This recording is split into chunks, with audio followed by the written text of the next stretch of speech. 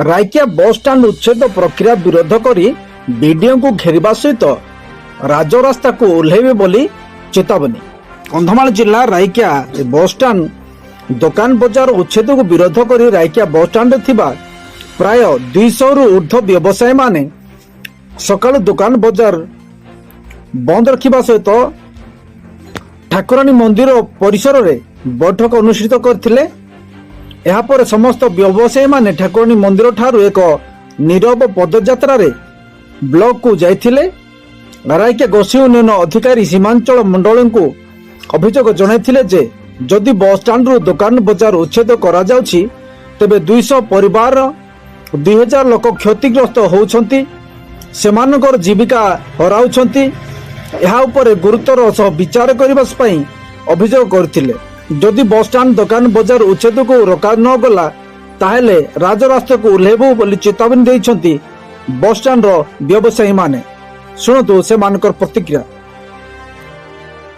ଯେ ଆମେ bus stand ନ ହେବା ପାଇଁ ବୋଲେ ଅନ୍ୟ ଜାଗାରେ ହେବା ପାଇଁ ଆମେ ଆଜି ବିଡିଓ ମହାଶୟଙ୍କୁ ଯାଇ ବୁଝାଇ ଜାଣିଛୁ। ଆମେ ବିକାଶର ବିରୋଧ ଚାହୁଁନୁ, ବିକାଶ କରାଯାଉ କିନ୍ତୁ ଆମର ବସ୍ ଷ୍ଟାଣ୍ଡ ଅନ୍ୟ ଜାଗାରେ କରାଯାଉ। रायकिया बेसी आम समस्त विकास चाहूँ। आप 100 कोटी आणु 50 कोटी आणु केत कोटी आणु किंतु आम यही जगह छाड़ी अन्यतर करा अभियोग कर दुकान बजार आज बंद कर।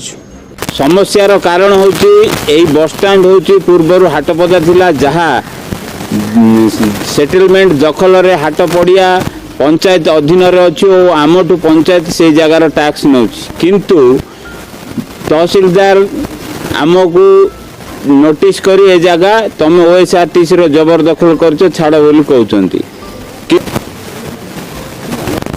सेइथिपाई आमे आज दुकान बाजार बंद करथिलु। जदि सरकार आमर दाबी न सुने आगामी दिन रे भयंकर आंदोलन आमे करिवु। काली आमे सुनिबा को पाइलु जे वीडियो डीटीएम आउ तहसीलदार रायकिया बस स्टाण्ड करने मीटिंग करथिले। आम पिला माने भी गले सेटे प्रतिवाद कले कौन से शुणिले नहीं। तापर आम समस्ते रायकिया बस स्टाण्ड समस्ते भाई माने भौणी माने जाइकी आज वीडियो को लिखित अभियोग जनइलु। बस स्टाण्ड न हेबा पाई आम जनइलु।